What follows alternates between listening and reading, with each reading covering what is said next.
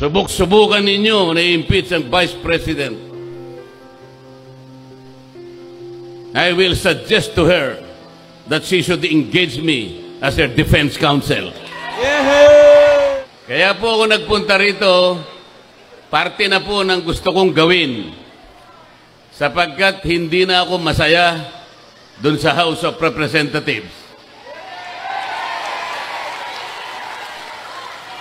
Pagka nilalaban natin ang katwiran, pag sinasabihan natin sila kung ano yung tuntunin, kung ano yung dapat gawin para hindi nag-aaway-away, baligtad po yung nangyayari. Pag ako na nagsasalita, guguluhin nila ako, pagtutulong-tulungan nila ako, pati nga po yung hopya na kinakain ko, kukunin pa nila. Ganun po yung mga taong yun. Nung isang araw po, nagsalita ako sa grupo ng mga hilot, yung mga kumadrona. Mga ganito rin karami po, mas marami pa dito. Sabi ko sa kanila, magsusumbong din po ako sa inyo. Kasi, napagalaman ko pagka ang isang bata ay napanganak dito sa mundo at ang nagpaluwal ay kumadrona o yung hilot, yung bata na yun, matalino pala. Alam niyo kung bakit? Tingnan po ninyo yung mga kasama ko sa Quadcom. Napanganak lahat sila sa ospital. Ako napanganak ako, hilot po, dahil mahirap lang ang buhay ko.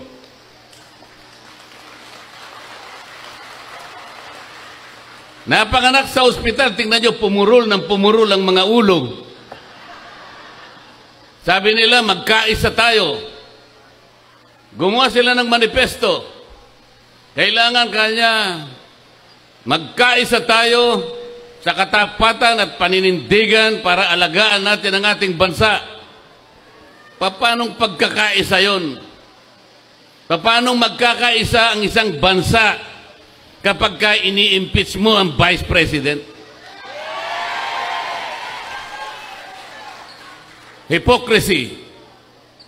Nagpapanggap. Nagbabalat kayo. Ano po yung nagpapanggap sa Bisaya para ma-emphasis? Ha? Nagpakaroon ingnon. Oh, yun. Translator ko ha? Sabi ko, pagtulungan natin, napakaraming problema ng bansa natin. Ang kuryente, napakataas ang kuryente sa bansang ito. 10 bills, power bills ang ipinail ko. Wala kahit isa ang dininig sa committee. Paano po puro Quadcom na lang? Lahat ng panahon, lahat ng atensyon binigay lahat sa Quadcom. Wala nang panahon para dinggin yung mga panukalang batas na makakabuti sa tao. Ano po ba ang layunin ng ating batas sa kuryente na ginawa 23 years ago? What is the objective of that law that was enacted in 2001 or 23 years ago? To ensure the delivery of quality and reliable and affordable rates of electricity in this country. So pag sinabi mong secure and reliable, walang brownout. Pag sinabi mong affordable, abot kaya. Abot kaya. Sa Bisaya, barato. O yan, nakita nyo naman. Hindi mo alam yun, Senador Philip Salvador. Yun ang pangunahing layunin. Pero hanggang ngayon, after 23 years, abot kaya ang kuryente, abot langit. Tinanggal nila ako sa Committee on Energy. Pag sinasabi ko, walang hustisya ang ginagawa natin, you are not following the rule of law. Tinanggal nila ako sa Justice Committee. Kasi i-impeach nila yung Vice President. Para hindi na ako siguro makasali, tinanggal nila ako sa Justice Committee. Ang sabi ko sa kanila, yun ang akala nyo. Subok-subukan ninyo na i-impeach ang Vice President. I will suggest to her that she should engage me as her defense counsel. Yehey! Kasi mali na po ang nangyayari. Wala nang ustisya. Sabi ko sa kanila, bakit ninyo sinusuri ang confidential funds ng Office of the Vice President? Why? If you are honest in trying to enact a particular law, kasi po, inquiry in aid of legislation. There are more than 400 offices and agencies of government, beneficiaries of confidential funds. They were also notified by the COA. Meron silang audit observation memo. Bakit yung opisina lang ng Vice President ang ating iniimbestigahan kung talagang hindi kayo namumulitika? 400 offices ayaw niyong imbestigahan. Only the Office of the Vice President. Politika po ito. Pangalawa, sabi ko, yung pag-audit, yung pag-examine ng mga papel, ng mga reports about public expenditures, ito po'y trabaho ng COA. There is only one office. There is no other office mandated to audit and examine expenditures of public funds. Only the Commission on Audit. Ang sabi ko, bakit po natin ginagawa ang trabaho ng COA? Kayo naman, Commission on Audit, bakit nyo sinurrender ang inyong tungkulin? Mayroon pong problema dito, sabi ko. Nilalabag natin ang saligang batas. What was delegated can no longer be delegated. Kaya lang po pag ako nagsasalita ng ganito, pinapaalala ko sa kanila, tinuturuan ko sila, ang pinasasagot nila sa akin, yung mga magugulo. Guguluhin nila ako. Hindi sila makikipagdebate. Ang gagawin nila, manggugulo lang. Pagkatapos, papatayin nila yung aking mic. Papatayin nila. Ganito po ang nangyayari sa ating bansa. Sa ngayon po, nakakaawa ang kalagayan ng ating bansa. Napakamahal po ng kuryente, napakamahal ng presyo ng bilihin, napakamahal pa rin ng tubig. Ganyan po. Walang tumitingin dyan. Ang gusto lamang nilang gawin, maghearing ng maghearing sa Quadcom. Ang Quadcom, wala silang ibang subject matter, kundi i-prosecute ang dating Pangulo ng Republika ng Pilipinas. Nakakahiya po ang kanilang ginagawa. Kaya sabi ng mga kasama ko, total magulo na kayo dyan, lumipat ka na lang sa Senado. Pumunta ka sa Barangay Taloma proper. Magpatulong kayong dalawa ni Philip Salvador. Para sa ganon, magkaroon ng kalidad ang Philippine Senate.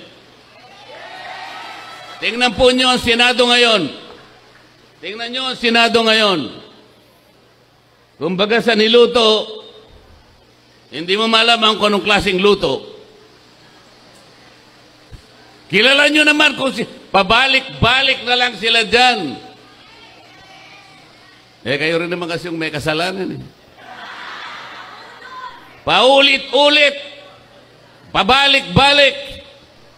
Pagkatapos ganito pa rin ang kalagayan ng ating bansa. Mahirap pa rin ang ating bansa. Merong isang matanda na nagsalita. Isa siyang scientist. Insanity, sabi niya. Sa Tagalog, kabaliwan. Ano po yung insanity sa Bisaya? Buwang. Kabuwangan. Insanity is doing something over and over and over again. but expecting different results. Boto na kayo ng boto sa kanila. Ganun pa rin. Hindi tayo makakakuha ng resultang mabuti para sa ating bansa. Bakit hindi natin testingin si Philip Salvador? Isama nyo kami doon. Kahit hindi mo malaman kung anong klaseng niluto ang Philippine Senate. Sabi nila sa akin, paano isasama mo ako dyan? Hindi pala magkakapareho yung sahog, hindi magkakasama yung sangkap. Hindi natin alam kung anong lasa niyan. Tapos ilalagay mo pa ako dyan, isasama mo pa ako dyan. Hindi po kanya, ganito po ang gagawin natin. Dahil nga hindi natin maintindihan kung anong klaseng luto na yung Philippine Senate, kayo po ay ilalagay natin dyan para po magsilbi kayong magic sarap. Baka po sa lasa, magkaroon man lang ng lasa yung luto na yan, baka magkaroon tayo ng pag-asa. Tingnan po ninyo yung corruption dito sa bansang ito. Yung corruption, nalulunod na tayo sa corruption. Magkano ang ginagasta ng ating bansa araw-araw? Magkano? How much does this country spend every day? Do you have an idea? 15.8 billion pesos every day. Magkano naman ang ating kinikita araw-araw? 11.7 billion pesos. So gumagasta tayo ng mas marami kaysa sa kinikita natin. Anong deficit? 4.1 billion pesos. Yan po ang inuutang natin araw-araw. 4.1 billion pesos. Or about 270 million pesos every hour. Bagsak. Magkano na po yung ating utang? 16 trillion pesos. 16 trillion pesos. Bigay ng akap. Akap dito, akap doon. Puro akap. Hindi po yan ang gawain ng House of Representatives. Hindi po yun ang aming gawain. Wala po kaming gawain na kami ang magbigay ng kung ano-ano. Tingnan po nyo yung ginawa nila. Tingnan nyo yung politika. Ang budget po na pinresent ni Inday Sara, 2 billion pesos. Ano ang ginawa nila? Tinanggal po nila, sabi nila, hindi, gawin na lang nating 700 million. Kasi yung ibang budget mo rito, ginagawa na rin ng DSWD. Yung iba, ginagawa na rin ng DOH. Yung iba, ginagawa na rin ng CHED. So, para walang duplication, tanggalin na natin yan. 700 na lang ang budget mo, Madam Vice President. Pero tingnan mo, sila nang namimigay sa binibigay ng DSWD. Akap dito, akap doon, puro akap, puro akap. Kunin po ninyo yung pera, hindi kanila yon, pera ng gobyerno. Walang mangyayari po pagka ganito ang gagawin natin. Pag nagbigay ka lang puro ayuda, puro subsidy, hindi po lalakas ang ating ekonomiya. Ang mangyayari po niyan, pagkakuha ng pera, pupunta po sa mall, wala na. Wala na. Walang production na katapat. Hindi aandar ang manufacturing. Hindi aandar. Kailangan po umandar ang manufacturing para tumaas ang ekonomiya, maraming trabaho ma-generate, maraming produkto ang makukuha, bababa ang presyo ng pagkain. Yun po ang dapat natin gawin. Ang pinaka-problema ng Kongreso ngayon, yun pong oversight function, wala na pong nagbabantay. Marami pong batas na magaganda. Pero, wala na pong nagbabantay sa pagpapatupad ng mga yan. Katulad po ng sinabi ko sa kuryente, 23 years ago, dapat mababa ang kuryente. After 23 years, mataas pa rin ang kuryente. Tingnan po nyo yung mga barangay. Ilan ang barangay sa buong Pilipinas? Ilang bilang po? 42,000 barangays in this country.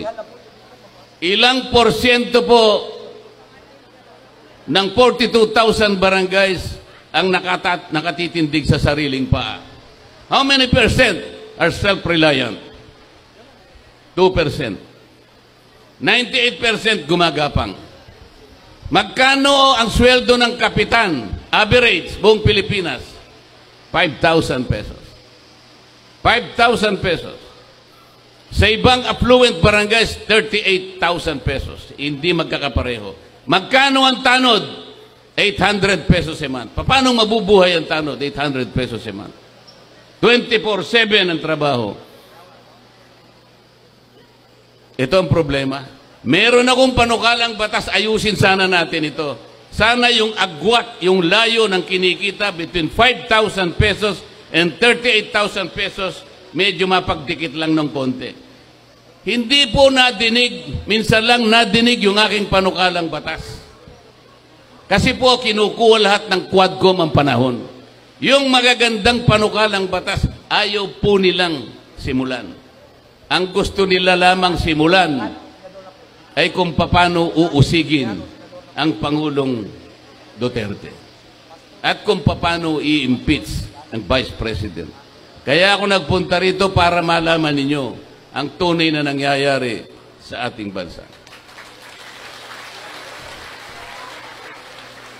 Pagtulungan po natin, wag ko kayong mawawala ng pag-asa. Sabi ko nga po sa inyo, kahit mahirap, kahit mahaba ang laban, wag po tayong matatakot. Alam ko po yung mga tao dito sa barangay Taloma proper ay matatapang din, kagaya ng Vice President.